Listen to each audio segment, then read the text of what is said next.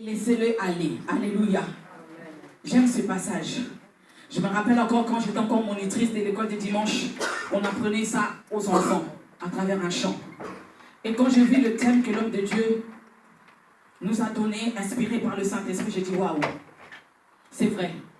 Déliez-le et laissez-le aller. Nous allons prendre nos Bibles dans les livres de Jean 11. Jean 11, Jean chapitre 11, le verset 35. Je vais commencer à partir du 35 jusqu'au verset 36. Ou plutôt 44. Jean chapitre 11, le verset 35 à 44. Alléluia. Je vais lire pour nous pour gagner du temps.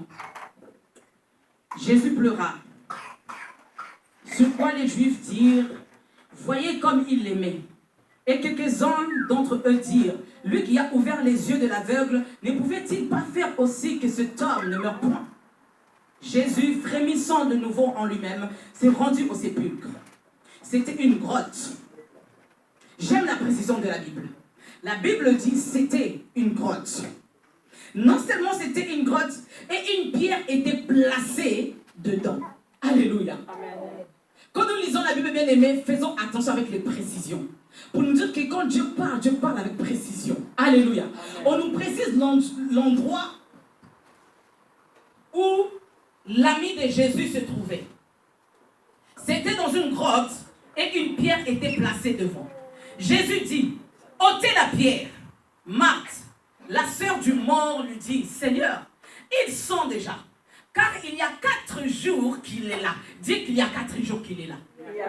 Il y a 4 jours qu'il est là. Jésus lui dit, ne t'ai-je pas dit que si tu crois, tu verras la gloire de Dieu. Ils ôtèrent donc la pierre et Jésus leva les yeux en haut et dit, Père, je te rends grâce de ce que tu m'as exaucé. Amen. Jésus c'était un homme de foi. Il n'était pas encore passé à l'action, Lazare n'était pas encore ressuscité, mais lui, il rendait déjà grâce à Dieu pour sa vie, pour la résurrection de cet homme. Parfois dans notre vie, bien aimé, avant de voir la chose, tu dois la confesser. Amen. C'est ça la foi. C'est ça la foi. Tu n'as pas encore la chose, mais tu confesses que tu l'as. Alléluia. Amen. Je te rends grâce parce que tu m'as exaucé. Parce que tu m'exauces toujours. Mais j'ai parlé à cause de la foule qui m'entoure, afin qu'ils croient que c'est toi qui m'as envoyé. Amen. Ayant dit cela, il cria d'une voix forte, Lazare, sors. Amen. Et les morts sortis, les pieds et les mains liés de bandes, et le visage enveloppé d'un linge. Jésus leur dit, déliez-le et laissez-le aller. Alléluia. Amen. Quand nous recevons Christ dans notre vie comme Seigneur et Sauveur, nous recevons le salut. Alléluia. Amen. Le salut, c'est sortir de la mort pour entrer vers la vie. C'est quitter les ténèbres pour entrer dans la lumière. Alléluia. Amen. Ici, nous voyons, il y a 2 actions que Christ a fait. Christ a dit ôter la pierre. Ôter la pierre, ôter, le verbe ôter, c'est enlever. Amen. Enlever, par exemple, un manteau qui est sur quelqu'un. Enlever quelque chose qui est sur quelqu'un. Alléluia. Amen. Lui retirer quelque chose qui le freinait, qui l'empêchait d'avancer. Alléluia. Amen. Jésus dit ôtez ce qui empêche à cet homme de sortir de là. Non seulement il n'a pas dit de ôter, et ensuite Jésus fait l'action d'ordonner. Parce que quand Jésus vient dans la vie d'un homme, il ne demande pas ce qu'il doit faire. Avec Jésus, il donne des ordres. C'est des obligations. Jésus n'a pas dit, s'il vous plaît, est-ce que vous pouvez le délier? Non. Jésus a dit, déliez-le. Il ne s'est pas arrêté là. Et ensuite, il dit, laissez-le aller. La première chose, ôter la pierre. La deuxième, le délier. Et ensuite, le laisser aller.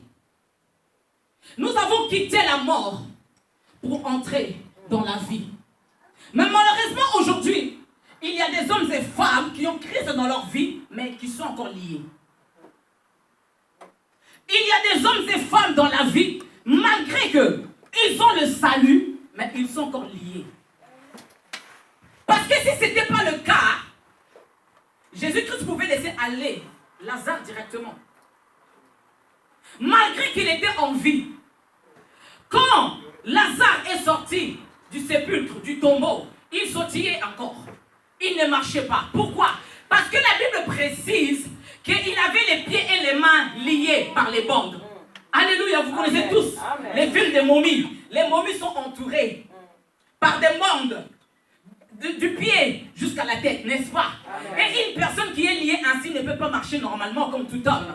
Cette personne est obligée de sautiller pour avancer.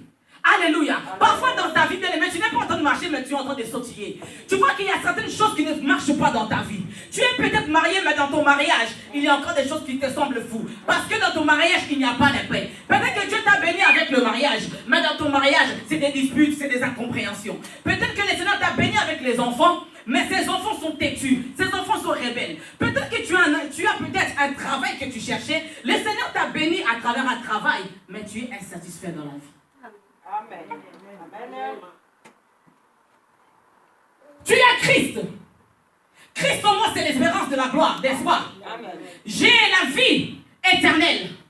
Mais la vie que Dieu nous a donnée, la Bible nous dit que Christ est venu et sauver ceux qui étaient perdus, afin de leur donner la vie. Pas n'importe quelle la vie, mais la vie en abondance. Amen. Quand j'ai Christ dans ma vie, non seulement j'ai la vie éternelle, mais je dois réjouir de cette vie que Christ m'a donnée. Malgré que je suis en Christ, mais je ne réjouis pas de cette vie. Je galère. Je sautille encore. Je ne marche pas comme tout le monde. Malgré que j'ai mon alliance, mais dans ma maison, après les